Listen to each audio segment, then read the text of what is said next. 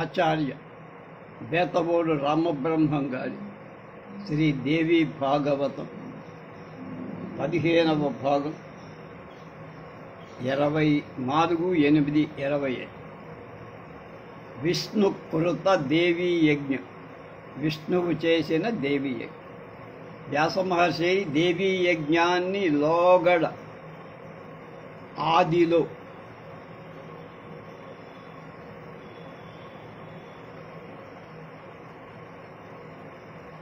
విష్ణుమూర్తి చేశాడన్నావు కదా. సమర్థుడు జగత్కారణుడు అయిన విష్ణువు ఈ యజ్ఞం ఎందుకు చేయాల్సి వచ్చి? అప్పుడు అతనికి సహాయం చేసిందెవరు?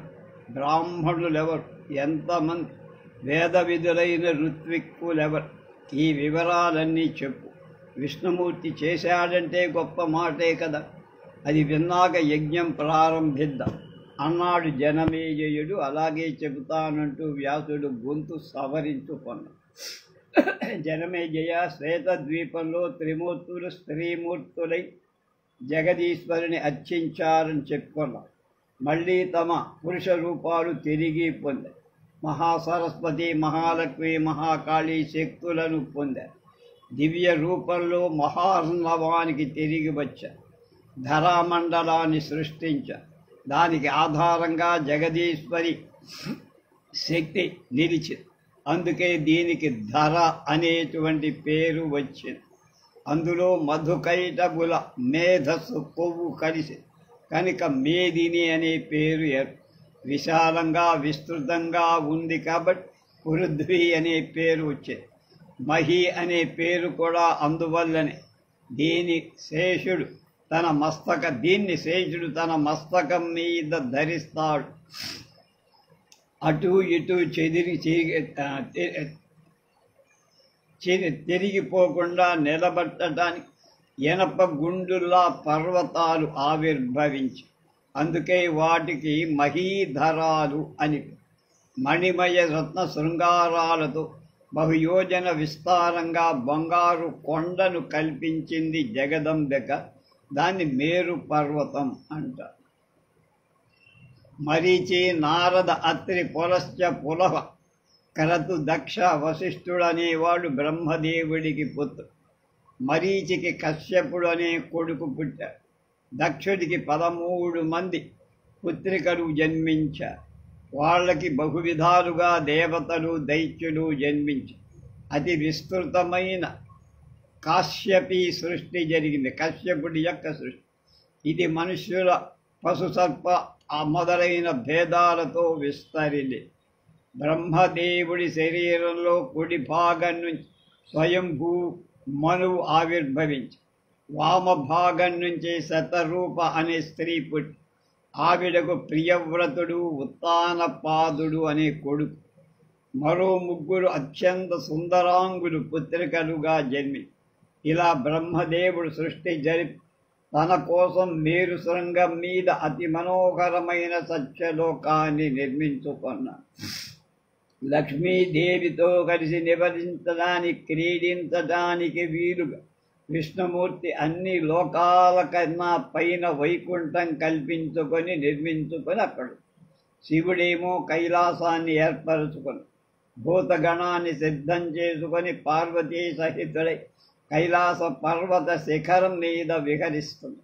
త్రివిష్టపం అనే స్వర్గాన్ని, ఇవాళ మన టికెట్ అంటున్నాం, అనేటువంటి స్వర్గాన్ని మేరు శిఖరాలతో ఒకదానిపై ఒకటి నిర్మించి సురేంద్రుడికి నివాసంగా అందించారు.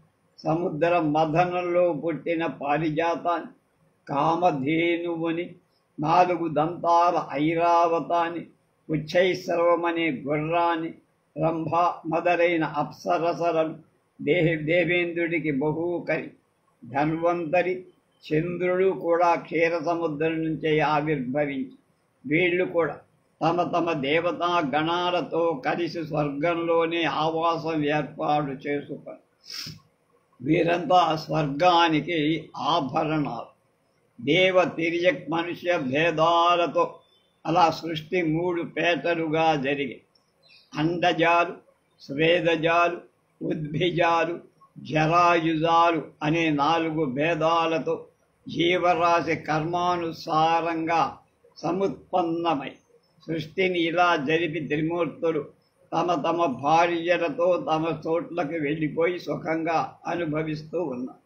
అలా ఉండగా ఒకరోజు విష్ణుమూర్తి శ్వేతద్వీపం మణిమండపం జ్ఞాపకం వచ్చి ఆది పరాశక్తిని దర్శించి స్త్రీభావం పొంది అర్చించి స్తుతించి దివ్య మంత్రోపదేశంతో పాటు లక్ష్మీదేవిని అందుకొన్న అలనాటి సంఘటన స్మృతిపథంలో మెరిసి మహాదేవి యజ్ఞం చెయ్యాలనే కోరిక కలి బ్రహ్మ మహేశ్వరులను అష్టదిక్పాలకులను వశిష్ఠ కశ్యప దక్ష వామదేవ్ బృహస్పతులను ఆహ్వానించి తన సంకల్పం చెప్పారు. యజ్ఞ సంభారాలు పుష్కలంగా కల్పించి శిల్పలను పిలిపించి మహావిభవం పుట్టిపడేట్టు సుమనోహరంగా సాత్వికంగా విశాలంగా యజ్ఞ మండపం నిర్మింపచేసి 27 మంది వేద విధులను ఋత్విక్కులుగా వరించారు. వారు విస్తారమైన వేదికలలో అగ్నికుండాలు అగ్నులు రగిలించారు. దేవీ బీజ సమన్వితాలైన మంత్రాలను పఠించారు, జపించారు. శాస్త్ర ప్రకారం హవిస్సుతో హోమాలు చేశారు. అప్పుడొక అశరీరవాణి మృదు మధురంగా వినిపించి, ఏ విష్ణు, నువ్వు ఈ రోజు నుంచి దేవతలలోకెల్లా ఉత్తమోత్తముడవుతావు. బ్రహ్మాది సకల దేవతలు నిన్నే అర్చిస్తారు. మానవులంతా నీ భక్తులవుతారు. వాళ్ళకి నువ్వే వరదుడు. సర్వ యజ్ఞాలలో నువ్వు ముఖ్యుడి. యాజ్ఞికులు ప్రథమార్చన నీకే చేస్తారు. దానవ పీడలు సంభవించినప్పుడు సకల దేవతలు నిన్నే ఆశ్రయిస్తారు. వేద పురాణాలు అన్నింటా నువ్వు పురుషోత్తముడివిగా కీర్తింపబడతావు. భూలోకంలో ధర్మగ్లాని సంభవించినప్పుడల్లా నువ్వే అవతరించి ధర్మరక్షణ చెయ్యాలి. యదా యదా హి ధర్మస్య గ్లానిర్భవతి భూతలే తదాంసే నా అవతీర్యాసు కర్తవ్యం ధర్మరక్షణ. నీ అవతారాలకు భూలోకంలో విస్తృతమైనటువంటి ప్రాచుర్యం లభిస్తుంది. అందరూ వాటిని పఠిస్తారు, మన్నిస్తారు. ఆ అవతారాలన్నీ నీ కాంక్ష నీకు సహచారునిగా ఉంటుంది. నీ అంశ నీకు వారాహి నరసింహి భేదాలతో నా శక్తి నీకు సర్వకార్య ప్రసాదినవు. ఆ శక్తి స్వరూపాలు సర్వ ఆభరణ భూషితాలే, సర్వ ఆయుధధారులే. ఏ బాగా నీకు సహకరిస్తాయి. నువ్వు గర్వపడి వాళ్ళని ఏనాడు చిన్న చూపు చూడకూడదు. వాళ్ళంతా నీకు మాననీయులు, పూజనీయులు. జాగ్రత్త.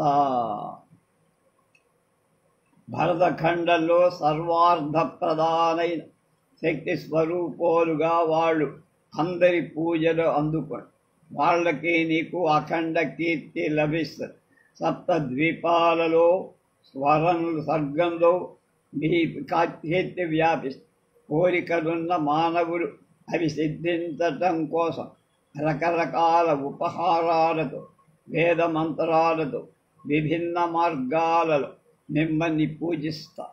సంపద అభివృద్ధులను పొందుతూ ఉంటా. మధుసూదన, నువ్వు నేటి నుండి దేవాది దేవుడు. ఈ అశరీరవాణి పలుకులకు విష్ణుమూర్తి సంతోషించాడు. దేవతలంతా కూడా అభినందించి యజ్ఞం పరిసమాప్తి చేసి ఋత్విక్కులు సెలవు తీసుకున్నారు. బ్రహ్మను మహేశ్వరుడు తమ నెలవులకు వెళ్ళిపోయారు. విష్ణుమూర్తి గరుడుని అధిరోహించి యజ్ఞశాల నుండి వైకుంఠంలో తన మందిరానికి చేరి మళ్ళీ యథాపూర్వకంగా అందరూ తమ తమ విధులకు చేసుకుంటుంది. మునుల ఆశ్రమాలలో ఈ వార్త చర్చనీయాంశమే. అందరికీ ప్రకృతి పట్ల శక్తి భక్తిభావం చిగురి ఆగమోక్త ప్రకారంగా అందరూ శక్తి పూజలు నిర్వహించి 13వ అధ్యాయంలో 59 శ్లోకాల సారం చెప్పు. జనమేజయుడికి గురి కుదిరే దేవీ యజ్ఞం ఎలా చెయ్యాలో తెలిసి చెయ్యాలనే సంకల్పం బలపడి, అయితే దేవీ మహిమ తెలుసుకోవాలనుకో అది చెప్పి నా జన్మ పావనం చెయ్యి అని వ్యాస భగవానుడిని అభ్యర్థిస్తే వ్యాసుడు ఇలా మొదలుపెట్టి సుదర్శనుడి కథ. ధ్రువ సంధి అనే మహారాజు అయోధ్య రాజధానిగా కోసల దేశం పాలిస్తాడు. అతడు సూర్యవంశంలో పుట్టినవాడు. పుష్పపుత్రుడు. పుష్ప అనేటువంటి వాడికి ధర్మాత్ముడు, ఆశ్రమ ధర్మాలను కాపాడుతున్నవాడు. ప్రజలంతా ఎవరి వృత్తులను వాడు సమర్థంగా నిర్వహించుకుంటూ ధనధాన్య సమృద్ధులతో తొలతూగుతారు. చోరులు కానీ, ధూర్తులు కానీ, లోభులు కానీ, మోసగాళ్ళు కానీ, కృతజ్ఞులు కానీ, మూర్ఖులు కానీ అతడి రాజ్యంలో లేరు. అంజనం వేసి చూసిన ఎక్కడ కనిపించ. ధ్రువ సంధికి ఇద్దరు భార్యలు, ఇద్దరు అందగత్తెలు, ఇద్దరు విచక్షణలు. మొదటి భార్య మనోరమ, ధర్మపత్ని, పట్టమహిషి. రెండవ భార్య లీలావతి. ఇద్దరితో కలిసి భోగభాగ్యాలు అనుభవిస్తూ సౌధాలలో, ఉద్యానవనాలలో, క్రీడా పర్వతాలలో, సరోవరాలలో, దిగుడు బావులలో విహరిస్తూ ఆనందం అంచులు చూస్తున్నాడు. మనోరమకు సకల రాజలక్షణాలతో పుత్రుడు కలిగాడు.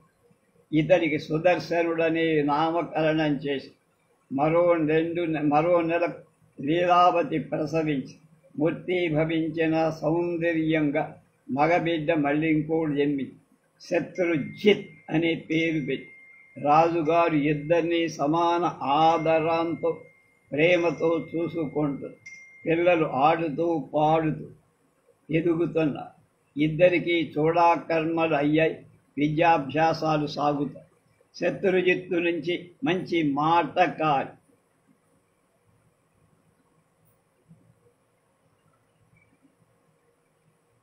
తన వాక్చాతుర్యంతో అందరినీ ఆకట్టుకున్న మంత్రులు, మఠనాయకులు అందరూ ఆకర్షితులై ఆనందిస్తారు. తండ్రికి మరీ దగ్గర వాడయ్య.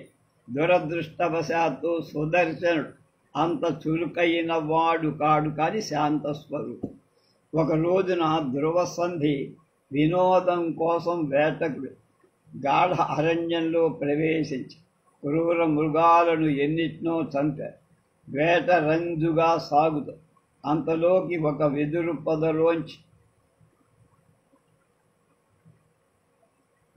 చండ సింహం ఒకటి జూలు దులిపి ఆవులించి లేచి నిలబడి దిక్కులు పగిలిపోయేట్లు వెరగబడి గడ్డి రాజుగారు బాణం వేశాడు.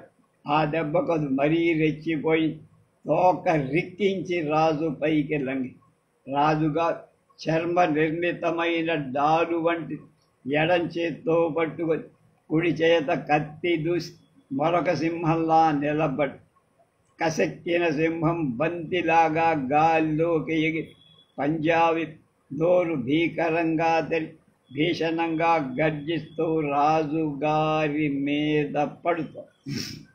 చుట్టూ సైనికులు వందల బాణాలు వేశారు. గుచ్చుకున్నవి గుచ్చుకున్నాయి, తప్పుకున్నవి తప్పుకు. సింహం మాత్రం రాజు పైకి దూకుతా దగ్గరకు రాగానే రాజు కత్తితో పొడిచాడు. అది పంజాబీ. ఇద్దరూ ఒకేసారి నేలకు ఒరిగిపోయి ప్రాణాలు వదిలారు. సైనికుల ఆహాకారాలు జరిగాయి. క్షణాల మీద దుర్వార్త రాజధానిచే అంతఃపురం బావురుమ. మంత్రి పురోహితులు హుటాహుటి అడవికి వశిష్ఠుడి ఆజ్ఞ మేరకు అక్కడే అంత్యక్రియలు చేశారు. దిగులుగా రాజధానికి చేరారు. పెద్ద కొడుకు ధర్మపత్ని సుతుడు శాంత స్వభావుడు కదా సుదర్శనుని రాజు చెయ్యటానికి సమాలోచనలు జరిపి ఒక నిర్ణయానికి వచ్చారు.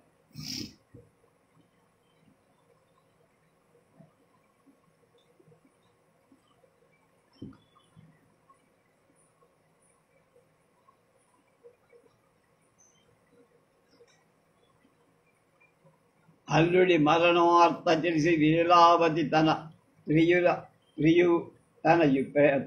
తండ్రి యుధాజిత్తు ఉజ్జయిని నుంచి సైన్యంతో అయోధ్యకు చేరారు. శత్రుజిత్తుకు బాసటగా నిలిచి సుదర్శనుడికి అండగా నిలబడడం కోసం మనోరమ తంత్రం సూరసేనుడు కళింగ దేశం నుంచి సైన్యంలో బయలుదేరి వచ్చి ముఖ్యులైన మంత్రి పురోహితులు సమావేశపరచి చర్చించారు. జ్యేష్ఠుడు ధర్మపత్ని సూతుడు కనుక నా మనవడు సుదర్శనుడికే పట్టాభిషేకం జరగాలన్నాడు సూరసేనుడు. సుగుణాలను బట్టి సమర్థతను బట్టి అర్హత కనుక నా మనవడు శత్రుజిత్తుకే పట్టాభిషేకం కట్టాలి అని మొండిగా అడ్డం తిరిగాడు యుధాజిత్. అలా వివాదం చెలరేగింది. తీర్చేవాడు లేడు, మంత్రులెవరు లేదు, ఎవడు మాట్లాడు. యుధాజిత్తు సహనం కోల్పోయా. మంత్రులందరినీ తిట్టిపోశారు. మీరంతా స్వార్థపడు, చేతకాని సుదర్శన్ నుండి రాజుగా కూర్చోబెట్టి ధనం భోంచేద్దామనుకుంటున్నారు. బలవంతుడు సమర్థుడు కనుక శత్రుజిత్తు రాజైతేనే మీ ఆటలు సాగవని భయం. ఇదిగో మీ అందరికీ ఇదే నా హెచ్చరిక అని అర్హతలు ఉన్న శత్రుజిత్తును కాదని జ్యేష్ఠుడు కదా అని సుదర్శనుడికి పట్టం కట్టారు. జాగ్రత్త. మహాసంగ్రామం జరుగు. ఖడ్గధారతో భూగోళాన్ని చీల్చి 2 ముక్కలు చేస్తా. మీకు దిక్కున్న చోట చెప్పుకోండి. మీరెంత, మీ బలమెంత.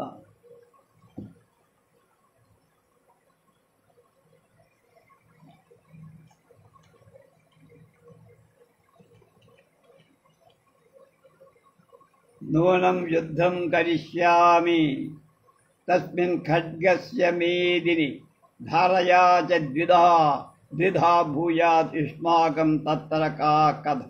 సూరసేనుడు వీరంగం వెయ్యల శాంతంగా నెమ్మదిగా మాట్లాడాడు. సుదర్శన శత్రుజిత్తులు ఇద్దరూ సమర్థులే, సమాన ప్రజ్ఞావంతులే, తేడా లేదు.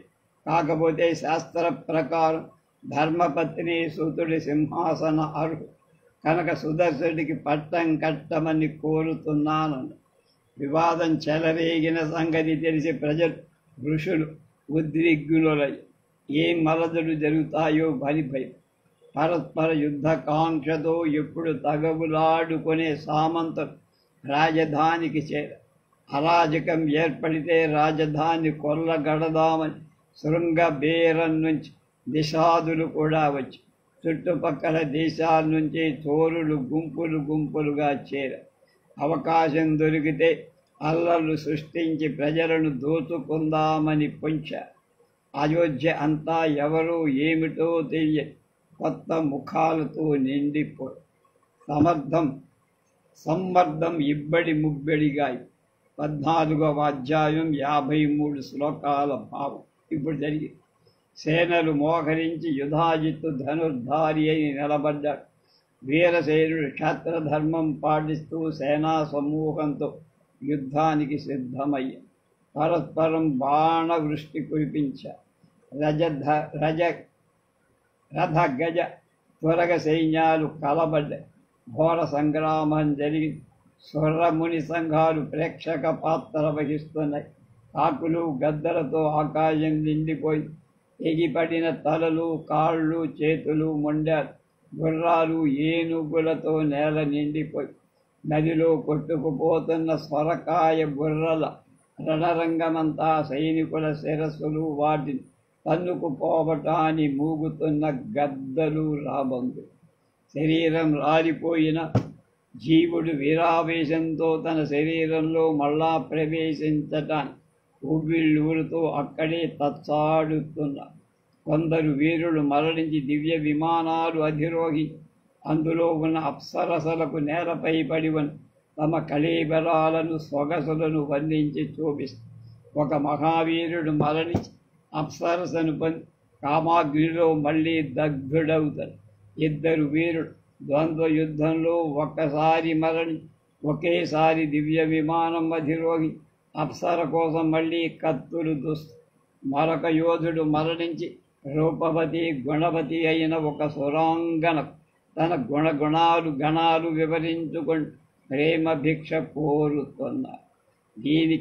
దివికే తెంచిన మరొకడు వీరుణ్ణి చూసి మరొక దేవకాంత కన్ను కలిపి కౌగిలికి పిలిస్తే ఆ వీరుడు తిరస్కరిస్తే నాకు వ్రతభంగం అవుతుంది, రాజుగారికి అత్యంతం విశ్వాసపాత్రుణ్ణి, అనుకూలుణ్ణి అనే నా బిరుదు మంట గడిసిపోతుంది అంటూ అతడు ఆమెను తోసిరాదండి. రణరంగంలో లేచిన దుమ్ము ఆకాశమంతా వ్యాపించి సూర్యుని కూడా కప్పి హఠాత్తుగా చీకట్లు వ్యాపించాయి. మరి కాసేపటికి అదే దుమ్ము మళ్ళీ నేలకు దిగి రక్త ప్రవాహాలలో తడిసి ముద్దై సూర్యమండలాన్ని రెట్టింపుగా ఎరుపె భౌమం రజోతి వితతం రజో అతి వితతం దివి సంస్థితంచ రాత్రిం చకార తరణించ సమావృణోద్యత్ మగ్నం తదేవ రుధిరాంబునిధావిధావకస్మాత్ ప్రదుర్బభూవ రవిరప్యతి కాంతియుక్త. సువరసేన యుధాయుక్తుల మధ్య సంగ్రామం అరివీర భయంకరంగా సాగి ఉన్నట్టుండి యుధాయుత్తు పరిణామాలు ఒకసారి సంధించి 10 బాణాలు విడిచాడు. సూరసేనుడు దారుణంగా నిహతుడై రథం నుంచి నేలకు ఒరిగిపో అతడి సైన్యం కకావికలై ఎటువాళ్లటు పారిపోయారు. వార్త తెలిసిన మనోరమ వలవలా విలపించి క్షణంలో తేరుకొని ఏమిటి భవిష్యత్ ఆలోచించేసరికి భయం పుట్టి రాజ్యలోభంలో యుధాయుత్ తన తండ్రిని చంపినట్టే తన కొడుకు సుదర్శన్ని కూడా పొట్టబెట్టుకుంటాడనిపించి ఏం చెయ్యాలి, ఎక్కడికి వెళ్ళాలి? భర్త మరణించాడు, తండ్రి మరణించాడు, కొడుకు పసిబాలు, ఏం చెయ్యాలో తోచదు. ఎంతటి వాళ్లకైనా వశీకరించుకుంటుంది ఈ రాజ్యలోభం. ఎంత పాపిస్థిదో కదా, ఎన్ని దారుణాలైనా చేయిస్తుంది, ఎంతటి పాపానికైనా ఉడికట్టి తల్లి తండ్రి సోదరులు గురువులు స్వజనులు బంధువులు ఎవరినైనా చంపిస్తుంది. భక్షణం అగమ్య గమ అన్నీ చేయిస్తుంది, ధర్మాన్ని తొంగలో తొక్కేస్తుంది. భక్షణం లోభాద్ ఆగమ్య గమనం తథా కరోతి కిల తృష్ణార్థో ధర్మత్యాగం తథాప. ఈ అయోధ్య పట్టణంలో నాకు సహకరించే వాళ్ళెవరూ లేరు. ఎవరిని నమ్మి ఎవరి పంచన చేరి సుతుణ్ణి కాపాడుకోవాలన్నా ప్రమాదం. వీని కాస్త యుధాజిత్తు చంపేస్తే ఇక ఈ లోకంలోనే నాకు దిక్కువ. నా సోదరి సబత్ లీలావతి ఎప్పటిదాకా స్నేహంగానే, కానీ ఇప్పుడు ఆవిడికి ఈ వైరవ్యాధి సోకి నా పుత్రుడి పట్ల దయావతిగా ఉంటుందని అనుకోలేదు. పాపి వైరయుతా కామం సపత్ని సర్వదా భవేత్ లీలావతి నమే పుత్రై భవిష్యతి దయావతి. యుధాజిత్తు రణరంగం నుంచి నగరానికి వచ్చాడంటే ఇక నేను పారిపోవటానికి కూడా వీలుండదు. నన్ను నా కొడుకును పట్టి బంధించి జైల్లో వేలేస్తా. చరిత్రలో ఇటువంటి కథలు ఎన్ని చూడలేదు వినల. ఇంద్రుడంతటి వాడి లోభానికి లోనై మాతృగర్భంలో ప్రవేశించి పుట్టబోయే సోదరుడు ముక్కలు ముక్కలుగా నరికారు. ఇక్ష్వాకు వంశంలో వెనకటికి ఒక రాణి తన సవతికి గర్భవిచ్ఛేదం కోరి విషమిచ్చి అదృష్టవశాత్తు ఆవిడ బతికి బయటపడి పుట్టిన కొడుకు గరళం ముద్దతో సహా పుట్టాడు. వాడే సగరుడు అయ్యాడు. కైకేయి రాముణ్ణి అడవులకు పంపి జ్యేష్ఠుడి విరహాన్ని భరించలేక దశరథుడు మరణించి. కాబట్టి యుధాజిత్తుగాని లీలావతిగా నన్ను నా కొడుకును క్షేమంగా ఉంచుతారనుకో, బతకనిస్తారనుకో. వట్టి వెర్రితనం. నా కుమారుడికి పట్టం కట్టాలని సమాలోచనలు జరిపిన మంత్రి పురోహితులైన ఇప్పటి పరిస్థితులలో నా వైపు ఉంటారా? అవశులు వాడు. ఈ పాటికే యుధాజిత్తుకి వసులైపోయి ఉంటారు. మంత్రిణస్త్వవశా కామ ఏమే పుత్రం సుదర్శనం రాజానం కర్తృకామావై యుధాజిత్ వశకాశ్చై. ఎంత దురదృష్టవంతురాని! ఇటువంటి కష్టాల నుండి గట్టెక్కించే సోదరుడు ఒక్కడైనా లేడు. సరే, ఇలా దిగులు పడి ప్రయోజనం లేదు. మన ప్రయత్నం మనం కూడా చెయ్యాలి కదా. సిద్ధించడం సిద్ధించకపోవడం దైవానుగ్రహం. త్వరగా కదలాలి. నన్ను నా పుత్రుణ్ణి రక్షించుకో. మనోరమ ఇలా ఒక నిర్ణయానికి వచ్చి విచరుణ్ణి పిలిపి విదలుడు అనేవాణ్ణి పిలిచి, వాడు కార్యసాధన నిపుడు, ఆత్మాభిమానం ఉన్నవ, బహు సుకుమారుడు. ఆడంగి మనోరమకు అత్యంత విశ్వాసపాత్రుడైన మంత్రి కనుక ఈ ఆత్మీయుణ్ణి పిలిచి ఏకాంతంలో బోరుమ ఇప్పటి పరిస్థితిలో ఏం చెయ్యాలో సలహా. పితామే నిహత సంఖ్యే పుత్రోయం బాలకస్తథ యుధాయి చలవా రాజా కిం విధేయం వదస్వమి. అవునమ్మా, ఇప్పుడు నువ్వింక ఇక్కడ ఉండటం క్షేమంగా, పారిపోదాం పద.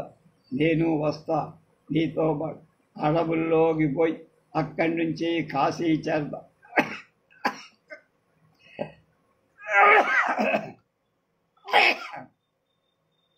అక్కడ సుబాహుడని మా మేనమామవుడు శ్రీమంతుడు బలవంతు. అతడి రక్షణలో ఉందాం. మాయదారి యుధాజిత్తును దర్శించడానికి జనమంతా కోలాహలంగా ఉన్నారు కనుక మనల్నెవ్వరూ పట్టించుకోరు. ఇదే వంకతో ఇదే అదునుగా మనము అంతఃపురం నుండి రాజప్రాసాదం నుంచి బయట పడవచ్చు. అక్కడి నుంచి రథం ఎక్కి వెళ్ళచ్చు. ఈ ఆలోచనకు మహారాణి ఒప్పుకొని లీలావతి దగ్గరికి వెళ్ళి, రణరంగంలో ప్రాణాలు కోల్పోయింది నా తండ్రిని ఒకసారి దర్శించాలి, వెళుతున్నానని చెప్పి విదల్లుడు సైరంధి వెంట రాగా కొడుకును తీసుకుని రథమెక్కి బయలుదేరి రణరంగంలో తండ్రి కళేబరాన్ని చూసి బోలున ఏడ్చింది. విదల్లుడు సైరంధి ఓదార్చారు. తేరుకుని భయంతో వణికిపోతూ తండ్రి శరీరాన్ని త్వరగా అగ్ని సంస్కారం జరిపింది. వెంటనే బయలుదేరారు. 2 రోజుల ప్రయాణం తర్వాత గంగా తీరం చేరారు. సంస్కార్య తద్వధాయుక్త పరాయుక్త వేపమానా భయాకుల దినద్వయేన సంప్రాప్త రాజ్ఞీ భాగీరథీ తటం. అక్కడ ఆటవికులు వీళ్ళని అటకాయించారు. సొమ్ములన్నీ దోచేశారు. రథం కూడా లాక్కున్నారు. పారిపోయారు. కొడుకును సంకనెత్తుకొని సైరంధ్రి చెయ్యి పట్టుకొని ఒక చిన్న తెప్ప ఎక్కి గంగ దాటి ముగ్గురు త్రికూట పర్వతం చేరారు. అక్కడ భారద్వాజుడి ఆశ్రమం ఉందని తెలిసింది.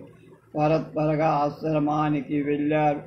తాపసులను చూసేసరికి మనోరమకు ధైర్యం వచ్చింది. అందరికీ పాదాభివందనం చేసింది. భరద్వాజుడు అడిగాడు, ఎవరమ్మా నువ్వు? కష్టాల పాలయ్యిటు వచ్చినట్టున్నావు. దేవతవా?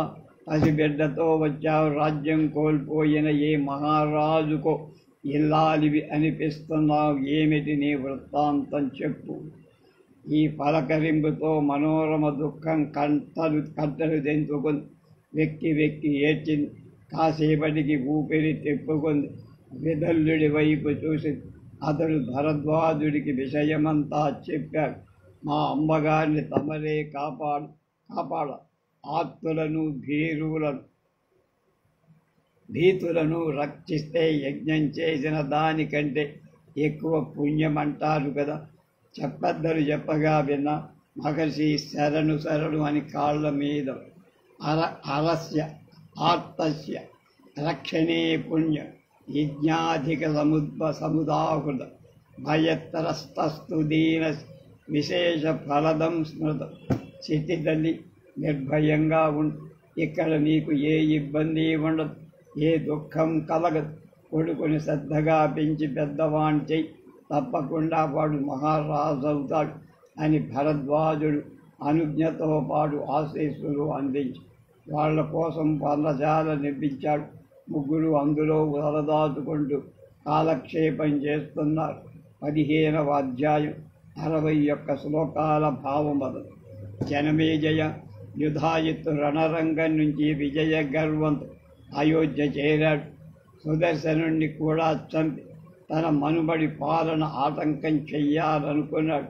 మనోరమ కోసం అంతఃపురం గాలించాడు. పరిచారకులు రుక్తించాడు. జాడ తెలియదు. నగరమంతా అన్వేషించమన్నాడు. ఎక్కడ ఉన్నా పట్టి తెమ్మని భటులకు ఆజ్ఞాపి. ఒక శుభముహూర్తాన శత్రుజిత్తుకు పట్టాభిషేకం జరిగింది. రాజ్యమంతటా ఉత్సవం ప్రకటించాడు. అధికారులకు అనధికారులకు ప్రజలకు అందరికీ పెద్ద ఎత్తున కానుకలు పంచిపెట్టాడు. అందరూ సంతోషించారు.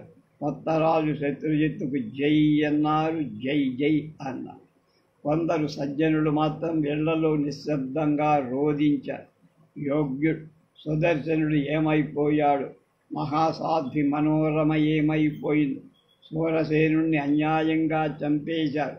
యుధాజిత్తు అక్రమంగా సింహాసనం దోచుకొని మనవడికి కట్టబెట్టాడనుకుంటూ లోపల కుమిలిపోతున్నారు. తమ అశక్తతను నిందించు.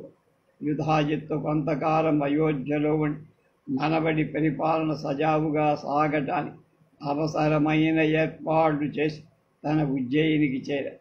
మనోరమ సుదర్శనుడు భరద్వాజుడి ఆశ్రమంలో ఉన్నారు. చారుడు సమాచారం అన్ని ఆశ్రమంలోనే వాళ్ళని కడతేరుస్తానంటూ వెంటనే బయలుదేరు. శృంగబేర పురాధిపతి దుర్దర్శుడని కోయరాజు కలుసుకొని భరద్వాజ ఆశ్రమం ఈ శృంగబేరానికి దగ్గరలోనే ఉంది. యుధాజిత్తు సైన్యంగా వచ్చి శృంగబేరంలో విడితి చేశాడన్న వార్త మునిబాలకుల ద్వారా మనోరమకు తెలుసు. సుదర్శుణ్ణి చంపడానికే వచ్చి ఉంటాడని తెలుసు. గజగల్లాడి మహర్షి దగ్గరకు పరిగెత్తి, ఇప్పుడు ఏం చెయ్యమంటారు? ఎక్కడికి వెళ్ళను. యుధాజిత్తు వచ్చాడు. నా తండ్రిని సంహరించాడు. తన మనవడికి రాజుని చేశాడు. ఇప్పుడు ఇంకా నా కొడుకును చంపటానికి వచ్చాడు. సందేహం లేదు మహర్షి, గతకాలపు గాథలు చాలా జ్ఞాపకం వస్తున్నాయి. ఒకప్పుడు జయద్రథుడు ఇలాగే ఆశ్రమానికి వచ్చి అక్కడ అరణ్యవాసంలో తలదాచుకుంటూ ద్రౌపదిని ఒంటిపాటున అవమానించాడు. ఎవరిని నమ్మటానికి లేదు.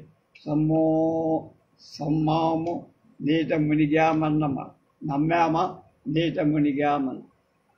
కన్య చిన్నైవ విశ్వాస కర్తవ్యప్సరథా తథ కుర్వన్ దుఃఖముపాప్నోతి దృష్టాంతస్వత్ర వైబలి. బలి చక్రవర్తి ఏమయ్యాడు? ధర్మాత్ముడు మహాదా 99 యజ్ఞాలు చేశాడు. ప్రహ్లాదుడి సాక్షాత్తు పౌత్రుడు అయితేనే మోహానికి గురయ్యాడు. మోసం చేసింది మాత్రం సామాన్యుడు, సాక్షాత్తు విష్ణువు. సత్యస్వరూపుడు, వేదగమ్యుడు, యోగి సేవ్యుడు. దేవకార్య సిద్ధి కోసం కశ్యపుడికి వామనుడుగా పుట్టి 3 అడుగుల నేర ఇమ్మన్న వంకదు బలిని పాతాళానికి తొక్కా. ఇంద్రుడి ఇచ్చకం కోసం విష్ణుమూర్తే ఇలా మోసం చేస్తే ఇక సామాన్య మానవుల మాట చెప్పాలా స్వామి? అంచే ఎవరిని ఎప్పుడూ నమ్మకూడదు. లోభం మనస్సులో ప్రవేశించిందంటే ఇంకా వాడికి పాప భయం కాదు, పరలోక భయం కాదు, ఏమాత్రం వాడు త్రికరణ శుద్ధిగా పరుల సొమ్ము కాజేస్తాడు. ఎంతకైనా దిగజారు. మనసా కర్మణా వాచ పరస్వాదాన హేతుత ప్రతతంతి ఫల నరాహ సమ్యక్ గ్లోభో అపహచేతస. భరద్వాజ, అసలు మనుషుల ఆలోచనలోనే ఏదో తేడా ఉంది. ధన సమృద్ధి కలిగించమంటూ దేవతలను ఆరాధిస్తారు. దేవతలేమన్నా తమ చేతుల్లో ఉన్నదని సొమ్ము వెంటే ఇస్తారా? ఎవరి దగ్గర నుంచో తెచ్చి వీళ్ళకి అంటే వ్యాపారం కదా. శౌర్యమంటా చెయ్యి. ఎవరితో దానమన్నా ఇప్పించి, లేదంటే బల ప్రయోగం చేసి ఎవడి బుర్రో బద్దలు కొట్టి పట్టుకు తెచ్చి వీళ్ళకు అంతే కదా. అమ్మి డబ్బు చేసుకోవడం కోసం ధాన్య వస్త్రాదుల్ని ఉత్పత్తిదారులను అధికంగా చౌకగా తీసుకొని వైశ్యుడు నాకు ధన సమృద్ధి అత్యధికంగా కలిగిందని దేవతలను ప్రార్థిస్తాడు, పూజిస్తాడు. దీని అర్థమేమిటి? తాను కొనేటప్పుడు బాగా తక్కువ ధర, అమ్మేటప్పుడు 3 రెట్ల ధర. ఇదే దాచుకోవడం కాదు, దోచుకో. దేవావా రాజ్య సతతం వాంఛంతి చ ధనం నర న దేవాస్తత్కర్మే కృత్వా సమర్థా చ దాతుమంజస అన్యప్యానీయతే విత్తం ప్రయచ్చంతి మనీషితాం వాణిజ్యే నాథచానేవ శౌర్యేనాపి బలేన విక్రయార్థం గృహీత్వా చ ధాన్యవస్త్రాదికం బహు దేవార్చనయతే వైశ్యో మహద్భిర్నే భవేది నాత్రకి పరివృత్తేచ్ఛా వాణిజ్యే పరంతప గ్రహణకాలే తు సంప్రాప్తే మహర్షిం చాపి కాంక్ష మహర్షి ప్రాణులంతా పరాయి సొమ్ముకు ఆశపడేవ ఎవరిని నమ్ముతాం? తీర్థయాత్రలు, దాన ధర్మాలు, చదువు సంధ్యలు అన్నీ వ్యర్థం. లోభులకు ఎవరు ఏది చేసినా అది చెయ్యనట్టు. లోభమోహ వృతానాం వైకృతం తదకృతం భవే అకృతం. అంచేత మహానుభావ దయచేసి ఈ యుధాజిత్తు తక్షణం ఇక్కడ నుండి వెళ్ళిపోయేట్లు చూడు. నేను సీతాదేవిలాగా నీ ఆశ్రమంలో కొడుకుని పెట్టుకొని క్షేమంగా ఉంటు. మనోరమ అభ్యర్థనకు భారద్వాజుడు ఒప్పుకున్నాడు.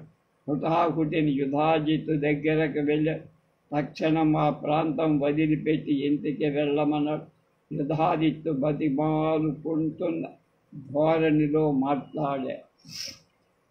భరద్వాజ మహర్షి, ఇదేమన్యావయ్యా, నేను మీ ఆశ్రమంలోకి రాల. దుర్దర్శుడి నగరంలో ఉన్న మీరింత హఠం చేస్తే ఎలా? పోనీలని మీరన్నట్లే వెళ్ళిపోతా. మనోరమను విడిచిపెట్టండి. అంతా నేను అప్పటిదాకా నేను కదలు. బలవంతంగానైనా తీసుకువెడతా. ఇది మాత్రం నిజమన్నాడు యుధ.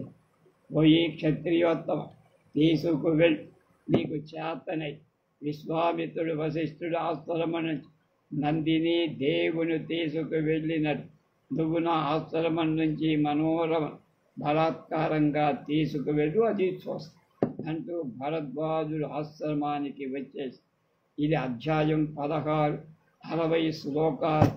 భావమంతా అందులో ఉంది. మిగతా విషయాలు రేపు.